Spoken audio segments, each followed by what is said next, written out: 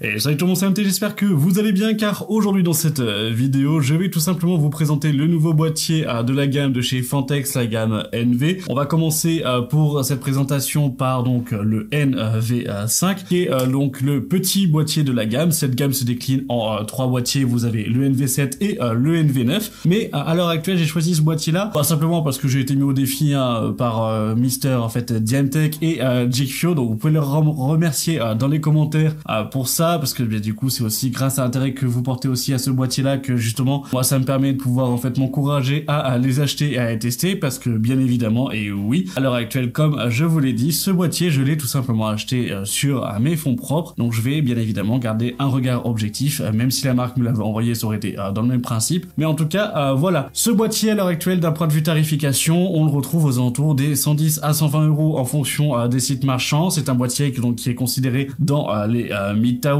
qu'on va pouvoir du coup en fait retrouver d'un point de vue concurrence face au 4000D, au 3000D par exemple de chez Corsair, au Gunnir en fait de chez MSI. Vous allez pouvoir aussi le retrouver en termes de concurrents via donc le Lone Cool de chez Lianli ou d'autres boîtiers de ce type. Voilà, simplement la particularité de celui-ci, et comme vous avez possiblement dû le voir et via l'intérêt en fait à ce moment-là que vous portez à ce boîtier, c'est simplement que c'est un boîtier typé j'allais dire aquarium. Bref, sur ce, je pense que j'en ai déjà trop dit, on va tout simplement passer au déballage, puis on va faire un tour en lui-même du boîtier. Puis après, comme d'habitude dans les différents tests de boîtier, je vais monter une configuration à l'intérieur pour pouvoir en fait faire des tests de température. Et on se retrouvera aussi donc dans un second temps d'un point de vue test sur l'aspect visualisation de l'airflow avec un test de fumée pour pouvoir voir comment en fait l'airflow, comment évolue l'air finalement dans ce boîtier là et comment en fait on va pouvoir optimiser finalement en fait son flux d'air dans ce type de boîtier. Et puis après en fait les notes finales et la conclusion. Mais avant d'attaquer la présentation et le déballage du NV5, si vous aimez ce type de vidéo, eh ben n'hésitez pas à me le dire directement en commentaire. Si vous souhaitez avoir la présentation d'autres boîtiers ou à me donner votre avis sur ce boîtier là, eh ben vous avez la zone de commentaires qui est faite pour vous. Je les regarde, même si je réponds pas en fait à tous les commentaires, vous inquiétez pas, je les lis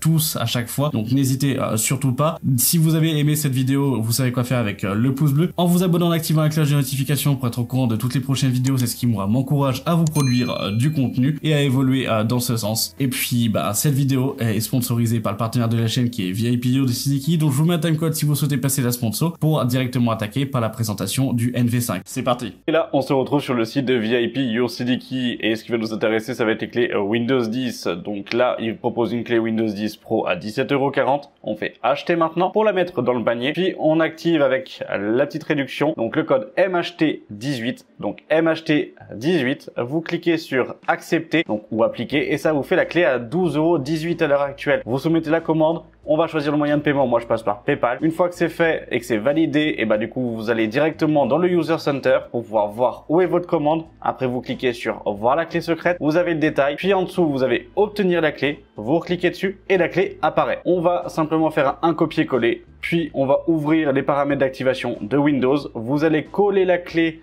donc dans le champ pour pouvoir saisir la clé d'activation de Windows tout simplement, puis vous cliquez sur activer. Là ça va chercher pendant quelques secondes et après votre Windows est activé. Mais ce qui va aussi nous intéresser, ça va être les clés Office pour le pack Office, donc Word, Excel, etc. Donc là on va prendre la version 2019 qui est de base du coup à 38,60 €. Donc là il nous dit attention qu'il faudra le confirmer via le compte Microsoft. Avec le code MHT18 on l'a avec 10 € de réduction, donc à 28,95 €. Moi je réutilise PayPal. On se retrouve dans le User Center pour retrouver la clé au même titre que pour la clé Windows, ça ne change pas. Après on va sur le site de Microsoft avec Office Center, on copie-colle la clé comme pour Windows, c'est la même chose, on fait suivant et après on va se retrouver directement donc dans notre espace Microsoft, on va pouvoir installer le pack Office car il a été activé avec succès et on le retrouve sur notre compte. Allez, la sponsor étant passée, on va directement attaquer par l'ouverture de ce beau petit boîtier. D'un point de vue total, le poids, je le dis comme ça en fait, c'est vrai que je l'ai pas dit à chaque fois, mais on est sur un poids en fait d'environ 11 kg, d'accord? Donc ça reste quand même un bébé qui est un petit peu gros finalement, qui reste en fait lourd, mais qui reste largement ok en fait dans la tranche des différents boîtiers qu'on va pouvoir retrouver sur le marché. Maintenant, place à l'ouverture.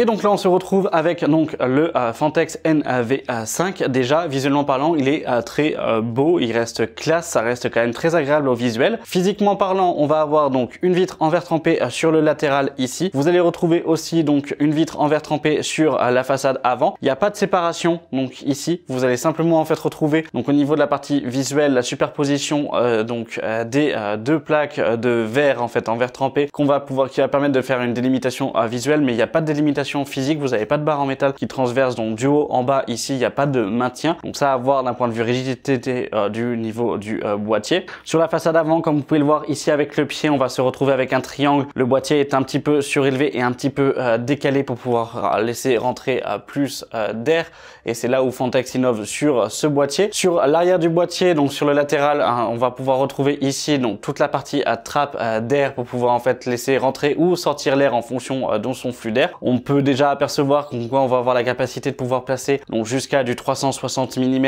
assez aisément donc à l'intérieur. Donc ça c'est quand même pas mal. Donc soit 3 ventilateurs de 120 mm, soit un water cooling de 320 mm à ce moment-là. Sur la partie arrière, comme vous pouvez le voir en fait juste ici, les vis ont été donc renfoncées, c'est-à-dire qu'on n'a pas les vis vraiment à l'extrémité du boîtier. Celles-ci en fait sont renfoncées, ce que je trouve quand même assez esthétiquement en fait un bon choix et quand même assez agréable, et ça on l'a pas vu sur beaucoup de boîtiers. C'est presque même la première fois que je le vois en fait à l'heure actuelle. Donc vous avez les vis pour la plaque arrière ici, vous avez les vis pour la vitre en fait à l'avant, vous avez les vis ici pour en fait le dessus. On va bien évidemment retrouver la possibilité de pouvoir mettre un ventilateur en 120 mm, les équerres PCI, l'alimentation. Petite particularité de ce boîtier, vous avez donc deux serre câbles ici qui vous permettent de faire le cable management de tous vos câbles à l'arrière, donc des HDMI, des DisplayPort à ce moment-là et de tous les câbles de la carte mère. Ça c'est assez sympathique. Mais aussi on va pouvoir retrouver ici un passe-câble de l'intérieur vers l'extérieur, notamment si vous souhaitez mettre un écran dans ce boîtier, ça reste quand même la mode à l'heure actuelle. Et ben là vous pouvez justement pouvoir aisément sortir votre câble HDMI pour pouvoir le rebrancher sur la carte graphique directement, et ça c'est quand même assez sympa. Ici comme vous pouvez le voir, vous avez l'alimentation donc qui va se rentrer par l'intérieur du boîtier, parce qu'on va pas pouvoir l'enfoncer directement, il n'y a pas d'amovibilité pour cette partie là. Mais surtout ici vous avez donc l'alimentation qui est inclinée comme tout le sous-bassement finalement du boîtier, et on peut le remarquer avec ce triangle au niveau du pied, ce qui permet de pouvoir avoir un accès assez simple en fait au filtre donc anti-poussière ici, qui lui fait l'intégralité de la longueur du boîtier. Donc ça c'est quand même assez impressionnant en fait et assez sympathique, parce que ça permettra de pouvoir réellement nettoyer l'intégralité en fait du boîtier, mais surtout ça permet de pouvoir en fait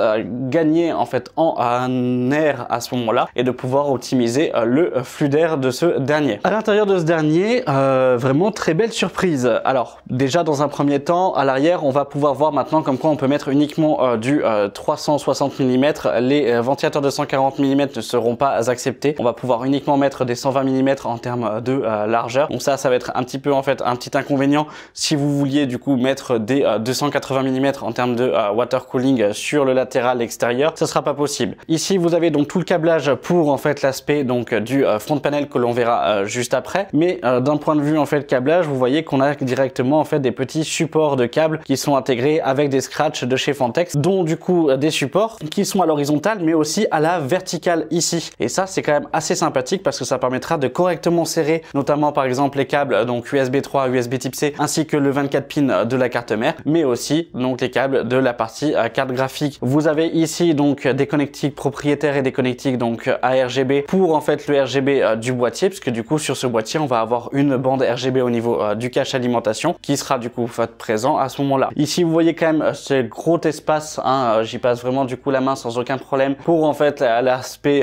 flux d'air, donc ça c'est toujours en fait assez sympathique. Et là on va avoir une porte clairement en fait, hein, c'est vraiment une porte complète pour pouvoir en fait cacher tout l'aspect en fait câblage, donc avec l'aspect donc ici du câblage pour en fait l'alimentation du CPU. Ici on va pouvoir retrouver différents passe-câbles donc à l'arrière et à l'avant pour pouvoir en fait faire passer des câbles donc du water cooling ou autre, et des entretoises pour pouvoir en fait utiliser des Colson si besoin. On va retrouver donc le packaging ici, et donc après on va avoir donc la boîte d'accessoires qu'on découvrira à la fin. Hop, maintenant on va enlever la vitre qui est vraiment très lourde. On est vraiment sur une vitre qui est quand même assez lourde, c'est assez impressionnant. Ici comme vous pouvez le voir, donc on est sur l'intérieur du boîtier. Donc c'est un boîtier qui va pouvoir permettre de pouvoir accueillir donc des cartes mères de format micro ATX et de format donc ATX, ainsi que de format ITX en fait sur le besoin. Vous avez donc les passe-câbles qui sont en angle sur ici et ici avec des protections en caoutchouc, donc ça c'est quand même assez sympathique. Pas de protection caoutchouc néanmoins pour en fait les passes-câbles supérieurs en fait ici. Vous avez un emplacement ici pour en fait un ventilateur donc en 120 mm et ici vous avez donc le cache alimentation et la bandelette que l'on va pouvoir avoir en fait dessus qui est fournie avec le boîtier, c'est celle que vous voyez juste ici, donc la petite partie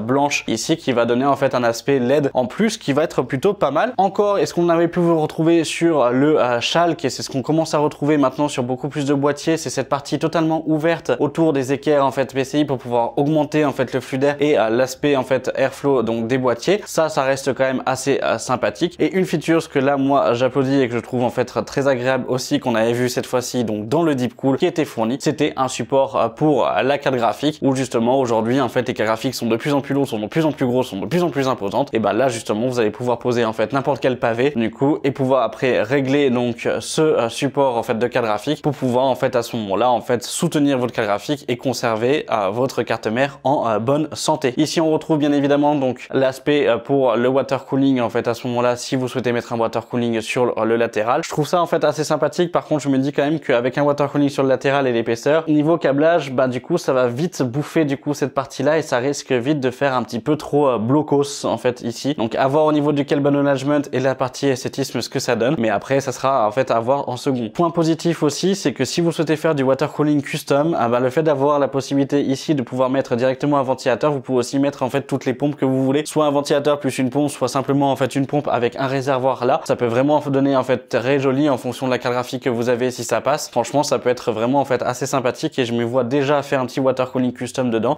clairement en sachant que c'est que le NV5, que ce n'est pas en fait le NV7 ou NV9 qui sont eux beaucoup plus grands. Maintenant on va passer donc sur le dessus du boîtier. Donc là comme vous pouvez le voir on est sur le dessus du boîtier, vous avez un bouton power, vous avez donc la partie reset, vous avez la partie LED, un USB type C, deux USB 3.0 et un parti jack du coup plus donc micro casque, une LED de fonctionnement, donc tout ce qu'il y a de plus classique. Donc là une fois libéré on va pouvoir avoir donc la possibilité de vous découvrir les systèmes d'emplacement pour le water cooling, donc soit en 240 mm, donc en fait 120 mm, 240 mm ou 360 mm. Possibilité de mettre donc 3 ventilateurs ou jusqu'à 3 ventilateurs, 140 mm on oublie. Donc ça va être pour moi, je commence en fait à avoir un petit point en fait de défaut et un point négatif, c'est que malheureusement les 140 mm sur ce type de boîtier là, si vous souhaitiez vous en équiper, bah, vous pouvez tout simplement oublier d'ores et déjà sur le début. Cette vitre là, est-ce qu'elle s'enlève physiquement? Oui, elle va pouvoir s'enlever. La seule chose c'est qu'il faudra donc dévisser deux vis que l'on a ici, une ici, afin de pouvoir la faire glisser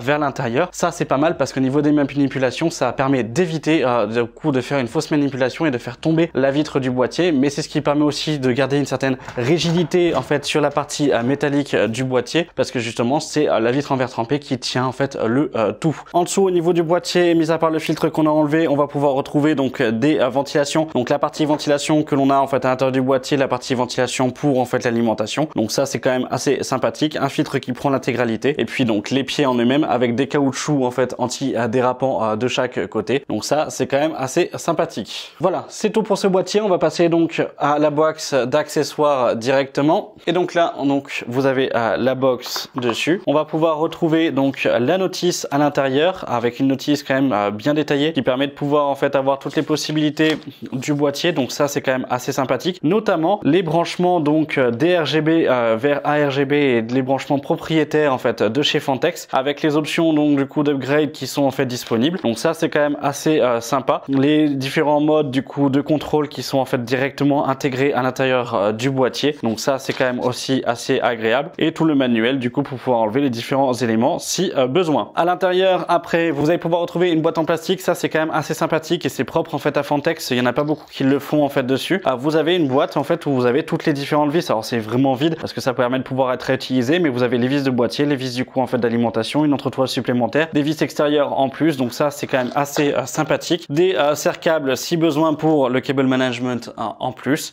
et puis en fait une petite notice du coup sur l'aspect en fait garantie, attention si besoin. Donc voilà, là on est tout bon. Et voilà, donc c'est tout pour la présentation et le tour en fait de ce boîtier. Là ce qui va se passer c'est que moi je vais pouvoir du coup monter une configuration configuration à l'intérieur. Cependant, je tiens déjà en fait à noter quelques points négatifs sur ce dernier. Déjà, le premier point négatif, c'est l'incapacité et l'impossibilité de pouvoir mettre donc des disques durs en fait de 3,5 pouces à ce moment-là. Donc c'est vrai que c'est à noter, même si c'est une technologie qui aujourd'hui se fait de plus en plus vieille et qu'on a tendance à ne plus vouloir réellement utiliser des 3,5 pouces. Bah malheureusement, là à l'heure actuelle, si vous souhaitiez le faire, du coup, ce n'est pas possible. Donc ça, c'est quelque chose à prendre en compte. Deuxième chose dessus, c'est l'utilisation donc des 140 mm en termes donc de en fait taille vis-à-vis donc des ventilateurs. Ça sera une incapacité sur ce boîtier là de pouvoir en fait prendre des 140 mm. Donc on va homogénéiser en restant à chaque fois du coup sur en fait des 120 mm pour en fait les ventilateurs, que ça soit du coup pour en fait des water cooling de 120, de 240, 360 mm. 360 mm ça sera le tout. Par contre des 280 mm, attention, là vous risquez en fait d'avoir un petit en fait problème d'un point de vue place. Ça va vraiment être pour moi les deux points négatifs, j'allais dire majeurs qu'on va pouvoir en fait retrouver sur ce boîtier. Troisième chose en fait dessus, et troisième petit point négatif que j'allais dire en fait aussi dessus, c'est simplement le fait que la partie ARGB, même si en fait on le verra au niveau du câblage et que ça je le verrai en fait après, reste propriétaire Fantex. Il faut savoir une chose, c'est qu'ils ont donc leur câblage, leur connectique. Alors c'est pas une connectique réellement propriétaire, c'est une connectique j'allais dire classique. Vous l'avez aussi chez Deepcool, vous l'avez aussi en fait chez Arctic, vous l'avez aussi en fait chez AlphaCool. Il y a pas mal du coup en fait de marques qui vont utiliser cette connectique là, sauf que ça demande à chaque fois un adaptateur. Pourquoi s'embêter aujourd'hui en 2023 quand tu fournis un boîtier que tu n'es pas capable de pouvoir fournir en fait l'intégralité des autres composants, parce que Fantex aujourd'hui font des alimentations, des water cooling, des ventilateurs et en fait des boîtiers, mais ils font pas de carte mère, font pas de carte graphique, font pas de processeur, font pas de RAM. Bah du coup quand tu fais pas de carte mère, pourquoi tu t'embêtes à faire quelque chose de propriétaire avec un système? Voilà, je trouve ça un petit peu dommage, mais ça c'est la même réflexion qu'on va pouvoir avoir avec Corsair, avec Asus et n'importe quel en fait à ce moment-là à côté. Enfin peut-être pas avec Asus parce que eux ils font des cartes mères, mais dans le cas là où tu fais pas de carte mère, adapte-toi du coup aux connectiques qui sont sur les cartes mères, et sur les cartes mères c'est du RGB et du ARGB. Pourquoi faire en fait un truc spécifique avec le DRGB spécifique à Fantex? Donc ça c'est vrai que c'est un peu quelque chose qui moi m'énerve un petit peu, c'est le fait de pouvoir essayer de garder dans son écosystème en fait la partie RGB, alors que finalement bon bah c'est de la décoration et qu'au final si t'as pas envie d'acheter le contrôleur tu le branches pas et puis bah ça en fait on s'en pète un peu. Donc c'est vrai que c'est un peu pour moi en fait la partie négative. Par contre vraiment de très bons points positifs, et ça je tiens vraiment à le souligner, c'est le passage de câble. Je suis vraiment là du coup en fait très curieux de voir en fait au niveau du montage si ça reste ok, mais le fait d'avoir les passages de câble donc à l'horizontale, à la verticale aussi, de pouvoir vraiment tout serrer, d'avoir ce surélévation au niveau en fait de la partie boîtier pour le flux d'air, plus du coup en fait vraiment avoir pas mal de taille, avoir la possibilité d'avoir un 360 mm à l'arrière, plus en fait sur le dessus cette partie ventilation, je trouve que le boîtier est déjà bien construit physiquement parlant. Ce sont des très bons matériaux. La porte en fait, plutôt la vitre en verre trempé qui est à l'avant, elle est très lourde. Physiquement on est vraiment sur du bon métal et ça tient bien en fait en main et on reste sur quelque chose de qualitatif. Clairement aujourd'hui, là maintenant tout de suite, vraiment à première vue sans aspect en fait montage, je suis vraiment très agréablement surpris par la qualité, même si c'est une qualité que je connais déjà en fait dessus, et Fantex nous habitue en fait à ce type de produit là. Mais là en fait à l'heure actuelle on se retrouve quand même aussi sur un boîtier, je le répète, aux alentours en fait des 110 à 120 euros, et en termes de qualité à 110 à 120 euros pour ceux qui se retrouvent à côté, il y en a pas non plus en fait énormément, donc c'est vrai que c'est quand même assez en fait agréable, et c'est vrai que c'est propre en fait dessus. Bref, maintenant je pense que du coup j'en ai déjà en fait un petit peu trop dit, je vais passer au montage, je vais faire mes tests de température, je vais vous faire visualiser la partie donc airflow vis-à-vis donc de ce boîtier. Et donc là comme vous pouvez le voir vis-à-vis des températures, donc pour la carte graphique on est à 75 degrés, pour le processeur monte donc 10900K, nous sommes à 69 degrés et 29 degrés sur le bureau en idle, c'est-à-dire du coup sans aucune charge, uniquement en fait un bureau avec une installation propre et vierge. Au niveau du protocole c'est toujours le même, donc température maximum relevée après 1 heure de stress test sur OCCT, donc power, CPU et GPU chargés à 100%. Le 10900K était à 4,9 GHz pour 180 watts de consommation et la RX 6900 XT était restée à stock. D'un point de vue test à l'heure actuelle, là c'est effectué donc avec la configuration de base. En termes de degrés au niveau des températures, on est à peu près équivalent si on rajoute justement en fait la partie j'allais dire ventilateur et autres en plus, parce que malheureusement la configuration de base n'est pas assez complète pour pouvoir en fait alimenter l'intégralité du boîtier. Vous en doutez bien, il y a quand même énormément de place. En termes de température, quand moi j'ai réeffectué les tests de mon côté avec du coup donc un nouveau système, que ça soit en fait le Bicoyote plus en fait 3 ventilateurs en fait supplémentaires et 2 P12 Max en fait en plus dans le boîtier, on avait en fait une perte de température et clairement allant de 4 à 6 degrés sur la carte graphique et de 2 degrés en fait sur la partie processeur. Donc autant vous dire que ça reste quand même assez important, mais là j'ai voulu garder sauvegarder donc les chiffres initiaux de la configuration de base afin que l'on puisse aligner les différents boîtiers en fait ensemble, notamment le Schalke que je vous ai présenté ou le boîtier de Shidicool que je vous ai présenté dernièrement sur la chaîne. Voilà. Et donc là vous avez pu voir les températures avec la configuration de base dans ce boîtier. Néanmoins, là comme vous pouvez le voir et comme vous l'apercevez juste à côté de moi, la configuration habituelle n'est absolument pas celle-ci. Ah oui, pour ceux qui connaissent et qui ont déjà vu les 2 derniers tests de boîtier que je vous ai présentés sur la chaîne, à l'heure actuelle on était donc sur un water cooling, donc le Thermarite Prism en 240 mm, et c'était tout. Et j'avais rajouté simplement en fait des B12 Max pour en fait avoir la partie fluidaire quand on se basait sur un boîtier, j'allais dire vraiment typé classique. À l'heure actuelle, ce boîtier-là, elle n'a rien de classique d'un point de vue disposition, et c'est là où pour moi ça va être aussi un point négatif de ce boîtier, mais qui n'est pas physiquement lié à lui en fait en particulier. C'est lié à toute cette gamme de boîtiers où vous êtes obligé de pouvoir correctement équiper votre boîtier afin d'avoir un flux d'air qui soit en fait conforme et qui soit correct. C'est-à-dire être obligé de pouvoir en fait simplement rajouter un ventilateur en bas, notamment en fait sur celui-ci, ajouter des ventilateurs sur le fond, avoir un water cooling qui soit en fait conséquent sur le top par exemple, et des bons ventilateurs pour la partie extraction, notamment là par exemple à l'arrière. Donc moi ce que j'ai fait, c'est que j'ai refait donc une seconde série de tests. Au niveau des températures, c'était cohérent bien évidemment avec les températures que je vais pouvoir avoir en termes d'écart, notamment donc avec la partie donc water cooling, et les températures que vous avez sont clairement du coup conformes. Ce boîtier là a la particularité aussi, c'est que quand vous avez donc le ventilateur en bas avec les ventilateurs à l'arrière, au niveau de la partie airflow, c'est quand même assez sympathique parce que ça pulse et ça propulse énormément en fait d'air. De toute façon, je vous laisse passer quelques secondes avec la visualisation de l'airflow via la fumée. Vous allez voir, vous allez tout de suite comprendre en fait le but et le principe et comment fonctionne en fait le flux d'air dans ce boîtier. C'est parti.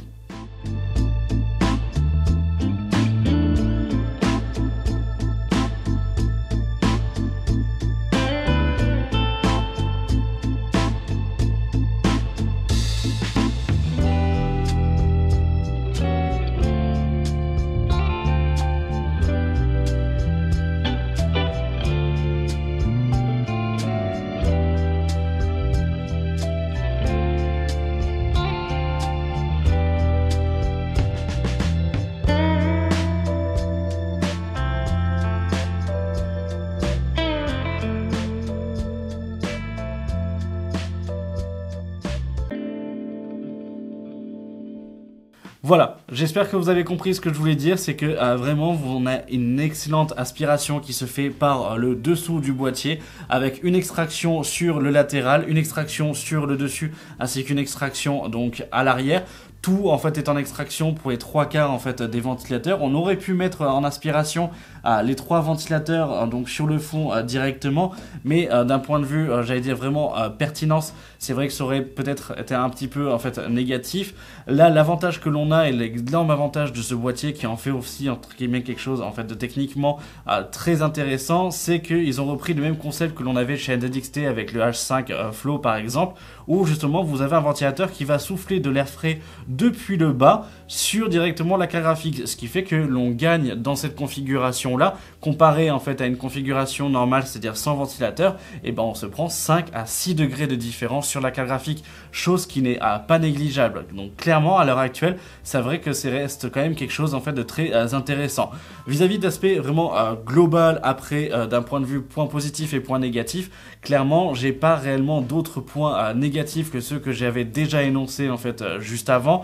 D'un point de vue point positif, le boîtier est vraiment très bien fait, les performances sont là, la partie esthétisme est quand même présente. On a des petites fioritures qui finalement sont pas réellement en fait d'usage. Pour moi le cable management à l'arrière va être compliqué si vraiment vous avez beaucoup en fait de câbles ARGB etc en fait à prendre en compte. Là où ça va être un point négatif que je vais reprendre de tout à l'heure mais que je vais un petit peu développer un peu plus, ça va être sur l'aspect propriétaire. Les câbles propriétaires que l'on a à l'intérieur, donc les connectiques finalement, on n'a aucune indication. C'est bête à dire, mais je me suis mis en fait dans la tête et je me suis mis à la place de quelqu'un qui venait d'acheter ce boîtier-là pour la première fois pour sa première configuration. On ne sait pas comment en fait correctement brancher en fait la partie câblage. C'est vrai qu'on peut vite se retrouver perdu. On ne sait pas à quoi correspond tel câble, tel câble, tel câble. Et la notice, il n'y a rien d'expliqué dedans. Mis à part les modes de couleur que vous avez pour la partie RGB, c'est tout. Et c'est vrai que ça, je trouve ça déjà pour moi en fait dommage parce que malheureusement, on ne sait pas à pourquoi ça correspond à ci, pourquoi c'est ça. Voilà, c'est un petit peu en fait gênant. Alors moi avec l'expérience du coup j'ai pu m'en sortir sans aucun problème en fait dessus et ça reste totalement logique. Mais c'est vrai que pour quelqu'un qui ne connaît pas en fait ce type de système là, je trouve que c'est quand même mal fichu et que malheureusement ça va être un petit peu en fait un point négatif pour moi sur cet aspect là, mais toujours dans l'aspect connectique propriétaire qu'on va pouvoir avoir en fait à l'intérieur. Autre point, et là par contre c'est en fait le point positif, le système de fixation pour la carte graphique est vraiment très bien fait et adapté en fait à presque toutes les cartes, donc ça c'est vraiment génial. Les matériaux du boîtier sont vraiment en fait très bons, on est vraiment sur un très très bon en fait métal, donc ça il n'y a pas de souci. Les vitres pareil, ça reste du coup d'excellente qualité, elles s'emboîtent bien, elles s'enlèvent bien, c'est vraiment très agréable. Le fait d'avoir les systèmes de fixation et de cable management à l'arrière, c'est bien en soi, comme ça peut être un inconvénient si vous avez des câbles modés. C'est simplement ça en fait moi que je vais aller voir en fait comme un inconvénient vraiment global dessus, c'est que si vous avez des câbles modés, ça risque d'être un petit peu, j'allais dire léger et un peu short en fait d'un point de vue passage de câble. Mais sinon clairement en fait la partie cable management se fait vraiment très très bien. On a presque même pas besoin du coup en fait de Serflex ou de Colson, ça dépend comment vous l'appelez, mais clairement en fait ça se fait à la main sans aucun problème et c'est vraiment très agréable. Donc c'est vrai que c'est pour ça que moi d'un point de vue global, ça reste aujourd'hui l'un des meilleurs boîtiers que l'on va pouvoir retrouver en fait dans sa gamme de prix. À l'heure actuelle, Fantex a fait beaucoup de progrès comparé en fait à d'autres et à leurs anciens en fait boîtiers. Les boîtiers entrée de gamme de chez Fantex restent des boîtiers qui sont, j'allais dire bons, mais qui sont en fait sans plus, qui en termes de qualité sont vraiment en fait pas terribles, que ce soit ceux en fait qu'on va pouvoir retrouver aux alentours des 70 à 80 euros, c'est vraiment pas top du tout. Et enfin en tout cas il y a beaucoup mieux en fait sur ces gammes là. Là par contre pour en fait une centaine à une 120aine d'euros sur ce boîtier, il les vaut. C'est vraiment du coup en fait quelque chose où là en fait le prix est bien et juste, il est bien en fait ajusté en fait au niveau du marché. D'un point de vue en fait marché, il est très concurrentiel vis-à-vis d'autres boîtiers et clairement ça reste pour moi en fait un bon boîtier. Si on passe aux notes, et quelles notes du coup moi je lui fournirai, alors je les reprends en fait directement, mais en termes de performance je lui mettrai 9 sur 10 en fait au niveau de la partie performance. Pourquoi en fait aussi élevé? C'est uniquement si vous équipez en fait l'aspect en fait boîtier, c'est-à-dire uniquement si vous mettez justement des ventilateurs à l'arrière, un bon water cooling en fait en hauteur et surtout du coup le ventilateur en fait en dessous. Si vous équipez avec des ventilateurs vraiment basiques entrée de gamme, malheureusement vous allez perdre en performance, mais clairement en fait aujourd'hui là physiquement ce boîtier n'est pas limitant par sa structure finalement et ça va être que les composants que vous allez mettre dedans qui vont limiter en fait votre performance en interne. C'est aussi pour ça que moi je considère à l'heure actuelle que du coup il vaut les 9 sur 10, même si malheureusement je trouve que l'entrée d'air en fait de façon globale est pas évidente et que si on manque de ventilation et que justement on part sur des ventilateurs un peu faibles, notamment en fait sur celui du bas qui est le ventilateur j'allais dire majeur dans cette configuration là, et là ça peut poser problème plus tard en fait en fonction de votre configuration. Mais du coup c'est pour ça que je pars moi en fait à l'heure actuelle sur 9 sur 10 pour la partie performance, sur 8 au niveau de l'agencement en fait du boîtier, donc pour tout ce qui est cable management, fixation, système du coup en fait d'accroche, toute la partie en fait vraiment montage en fait, expérience de montage. Et pour la partie esthétisme je lui mets donc la note de 7 parce que finalement il n'y a rien de nouveau mis à part la petite bandelette du coup qui est sympathique, le fait d'avoir ce petit décroché et cette surélévation du boîtier qui est quand même assez agréable, de ne pas avoir de barre centrale pour maintenir les deux vitres, ça c'est quand même aussi en fait très joli et c'est vraiment bien pensé en fait d'un point de vue système, ça c'est quand même assez sympathique. Et le fait d'avoir les vis renfoncées en fait à l'arrière lui donne un petit cachet en fait un peu plus j'allais dire carré et un peu plus sobre, qui font que pour moi en fait à l'heure actuelle je lui mets la petite note en fait de 7 sur 10 parce que ça reste du coup visuellement parlant en fait un très beau boîtier. Au niveau des configurations ça reste largement ok.